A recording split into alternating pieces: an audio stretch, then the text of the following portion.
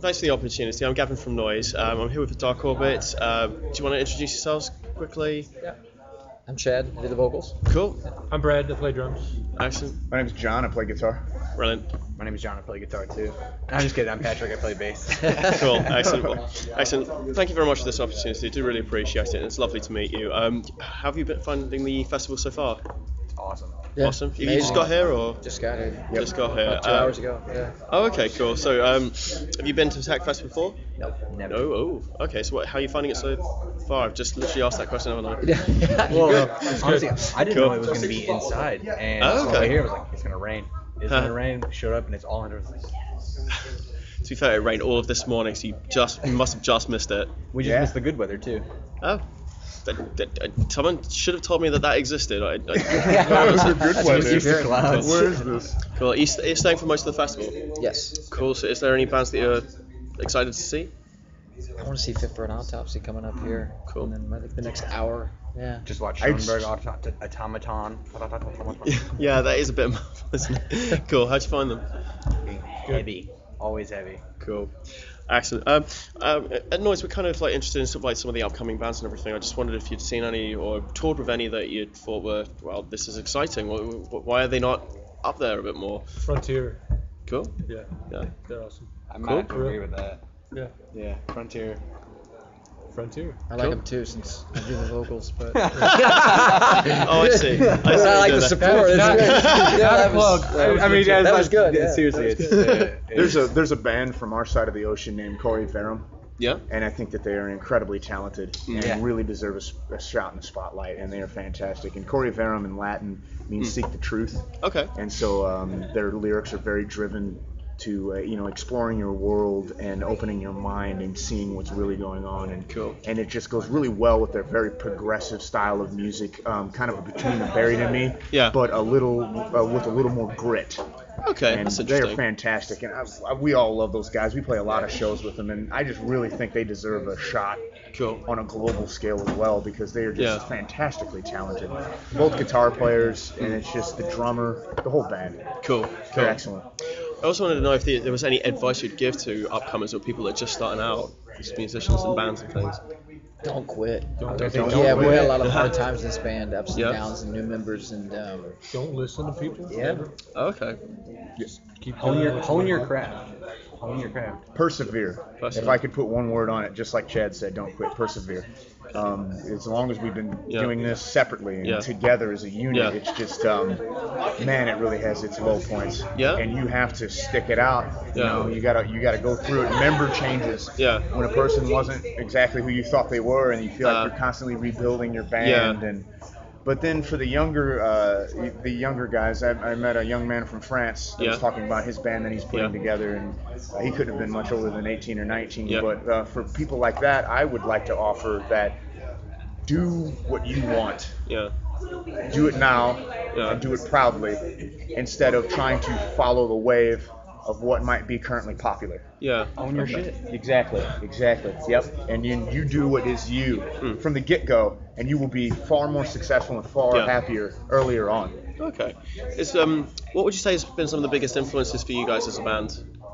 Like musically, you mean? Yeah. Musically or As a conceptually, whole actually. or individually? Uh, It's hard. let's go with both. We've got a lot of Okay. exciting possibilities here. Yeah. Come on, throw them at me. Yeah. Individually, I would say Architects. Okay. It's my biggest influence. Cool. For me, let's see, Metallica is the reason I play guitar. Oh, okay. And then that quickly transformed into Meshuggah. And then Oh. pretty much Meshuggah is what drives Yeah. the heavier side of me. I do like Sure. all sorts of different bands, like a few of the newer Sure. deathcore bands that are coming up, like Sure. Humanity's Last Breath. Those guys are phenomenal. A lot of good music coming out of there. But yes, primarily my influence would lie with Meshuggah. Definitely for individual influence. Cool. Sigur Rós. Definitely. Okay. Cool. Dude, They're good drop right there. Oh, yeah. They're a different kind of heavy. Okay. This makes a lot of sense. Cool. Will Haven and yeah. Burned by the Sun for me. That's the two. That, Cool. Excellent. Yeah, Burnt by the Sun, phenomenally. Cool. Actually, going back to you're saying sort of like some of the low points and everything, and you touched upon that. You're saying sort of mostly like band member changes. Would you say that's some of your biggest low points? Yeah, I'd say so. 'Cause that's what we'd be on a peak of something, Yeah. and then it would just drop. It comes out from underneath you, and you have to restart and rebuild. And that's most people after 2 or 3 times just say, yeah, It's disheartening. Yeah. It is. It is, and it's what I've personally learned from it, and in turn we've learned from as a group, unspoken expectations. Okay. And there's a lot of things now that if someone would to enter our group, that I would be more upfront about expectations, because I really do honestly think that's what was the core to a lot of the failings in the past, is unspoken expectations of the position that was being filled. Sure. And to go into detail with that, because you're getting ready to ask me. Yeah, that's weird. You're pretty much reading my mind on that one. That was because I think that's really interesting. Actually, you say there's some things you'd be a lot more upfront about. What would they be? It would be your role. So writing, the expectation of we all have day jobs. Yeah. So we're not going to be touring heavily. Yeah. And some people really wanted that. Yeah. And some people did. We can't and don't really do that. We do this when we can. And then also, like I had just mentioned, writing. That was another thing too. Is that as we go further into this, as I get older and write more music, your band pretty much has to have a core. Yeah. And then the other people have to fit nicely into that. And you can't just keep blindly throwing guitar riffs at the wall and seeing what sticks. Yeah. And then sometimes that tends to cause contention. Yeah. Okay. When vision start to blur. Yeah. Okay. Okay. I would say it's more like finding the person that was good for right now, not the person that was right for the job. Excellent. Okay. Well, something else I was hoping to ask actually by bringing up these things, I want to kind of think a bit more positively. What would you say some of your biggest achievements then? Flip it on its head. just Jackfest. This is incredible. I think just actually when we put out our EP in 2009, it came to the point of we had actually finished a record 3 or 4 years later, 3 years later maybe, and we were supposed to put that out. And a lot of things, once again, never changes and stuff like that. And I think, to be honest, was when we put Inverted out, because we were on a low end when we wrote that album, and we were just, me and John kind of stuck together, just kind of him and I that were doing it.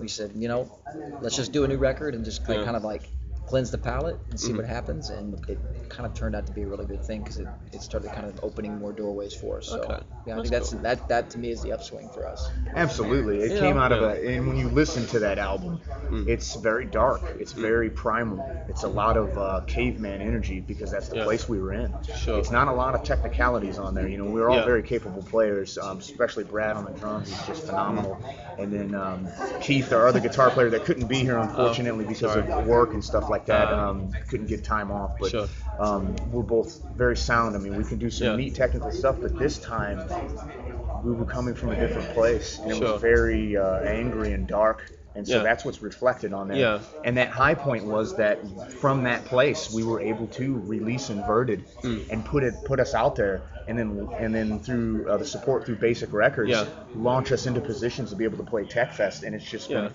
the release of Inverted in November of 2015 has been a tremendous achievement. Cool. Well, congratulations on that. That sounds like a really positive step.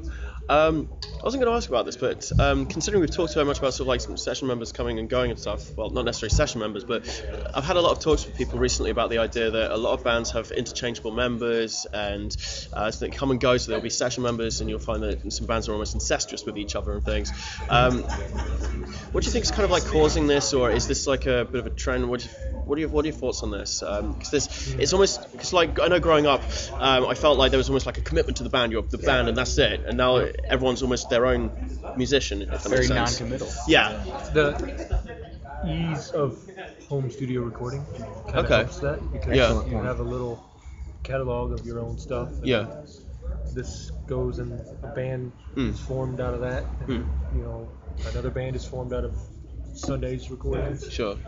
And then when you have a band where multiple members do that, it's very easy to have multiple other bands play live. If that makes any sense. I think so, yeah.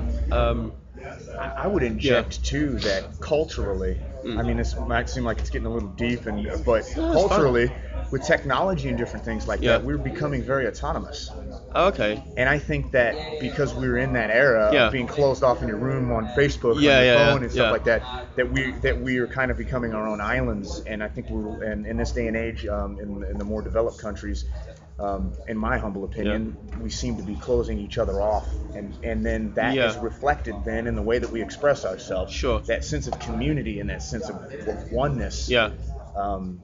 Seems to be evaporating, and I think that's what you're seeing expressed. Okay, so do you think this technology is a good thing or a bad thing, or how it's sort of, well, I suppose actually you've very much explained there that it's kind of a bad thing, it's closing us off and everything.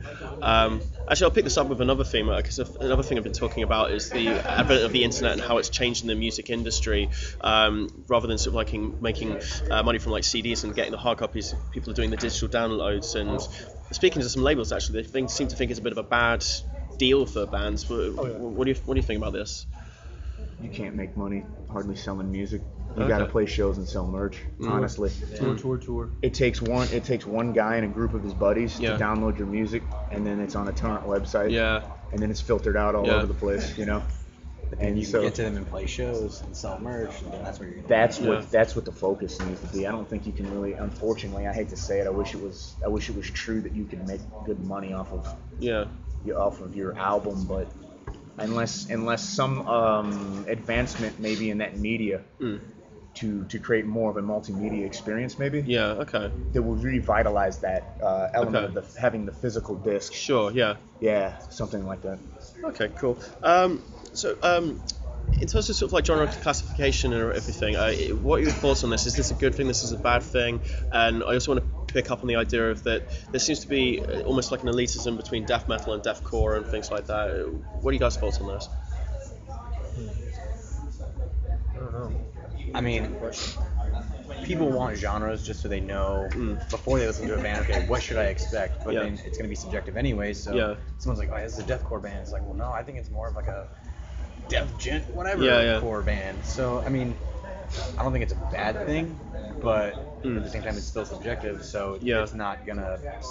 What you think a band, like whatever genre you think a band is, someone else might see it differently. Sure. So. Okay. So it's just a constant sort of like argument that it strives to try and put a label to a band. Yeah, just classify something so before you listen to a band, you kind of know what you're getting yourself into. Do you like giving yourself a label at all, or...? I personally don't. I can understand if someone does. I mean, you got to classify the thing. I can understand. It's a double-edged sword. The classification can be good, but then it can be damaging. And then you, like you mentioned already, it's just like kind of creates camps. And it's like a shame. It's like, it's metal. That's how I view it. This is metal. It is a bit unfortunate that there is sometimes with these kind of things, it creates that opposition which shouldn't be, considering metal is something that is so much a part of our heart, so to speak. Well, okay, thanks. Right. I've got a silly question to also finish off with, but I missed one out. I just wanted to know what you guys had for the future, hopes for what you want to do with the band, where you want to go from here. Well, I mean, play more shows, right? Heavy shit. Play some more shows.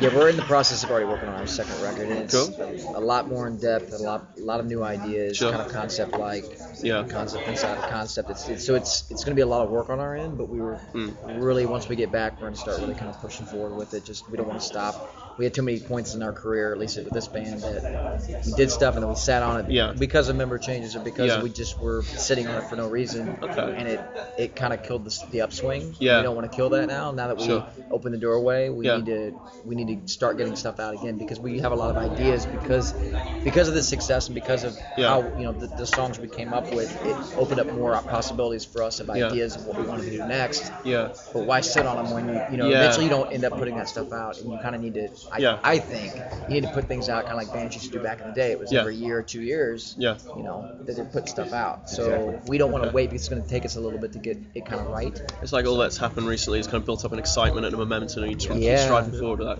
Okay, exactly. So that's, I think, the biggest thing we're looking forward to. Besides playing, we're going to play a lot more shows, at least around where we're from, a lot more areas, do some weekend stints, something that's going to help build the name a little bit.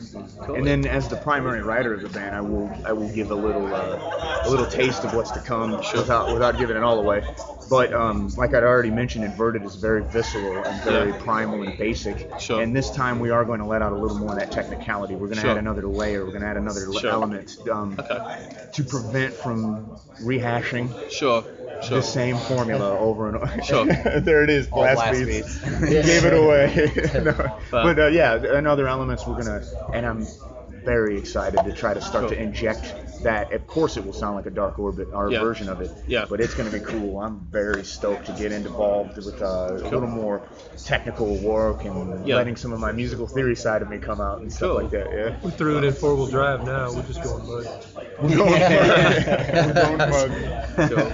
Well, it'll be exciting to see that finally come out. Do you have a release date at all, or is it very, far too early to say? Very early. We're only in a the few very early songs into the writing process. Cool. Yeah. Excellent. Well, like I said, I wanted to finish on like a bit of a silly one. If you could teach anything, what would you teach?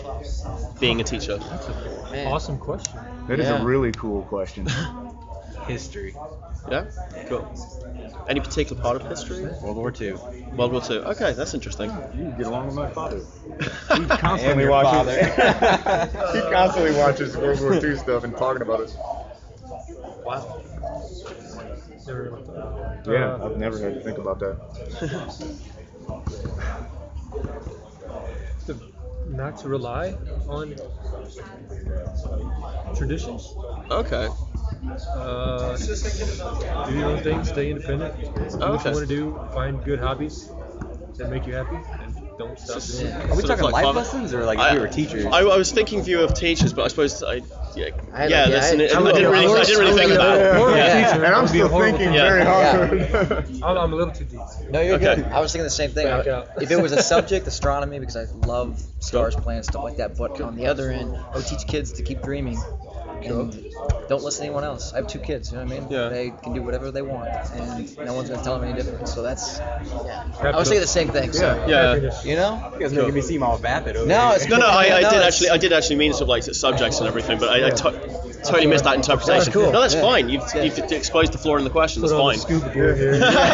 Jumped in. For myself, philosophy is something that I absolutely adore. It would either maybe be that or ethics, because I really do think that in one of the passions of who I am as a person and who I try to what I try to express through our projects and everything like that is that we're all a lot closer than we really think that we are, and we need to refocus on that. And I think that what our commonalities are far more vast and far healthier than we think, and the bridges that combine us need to be refocused versus that which divides us. And if I could be in a position to try to inspire any group of people to internalize that, I would do that in a heartbeat. What do you think is the biggest thing that's dividing us then? Technology. That old ancient evil. We're living 1984 again. Hold on. I work for tech. My day job, I work with computers and everything like that. I can't go and condemn it. I think it's a beautiful tool. Some people don't know how to handle it. We're getting too far in one direction with it. But I would say I think our downfall is just that it's kind of a lot of things. It's kind of media, the way that we're raised, and just constantly being conditioned to respond to situations to immediately go to that which divides us instead of that which unites us. Yeah. Just like the recent shootings with the police officers in America. Oh, I haven't heard about that. Yes, Dallas, the sniper and a support shooter. Right. I don't know what to call him. It's just such a weird thing to talk about. Yeah. And they're firing, and we watched a video of it in our hotel room in Edinburgh. Yeah. And the guy's shooting a cop, and then the other guy's laying cover fire while he's picking his next shot. And what we immediately see on our social media pages for our Facebook accounts, I immediately see division. Yeah. And it's like, well, can't we be sad for people that are brutalized for cops, and can't we be sad for cops that are murdered? Yeah. Why do we have to go to the division? And I think the way we're conditioned by media is the poison. Media. Very interesting answers. I'll have to wrap it up with that. But thank you very much for this opportunity. It was lovely meeting you guys. Thank you very much. Nice Cool. meeting you too. Cool. Thanks. Thanks. Thank you very much. Cool.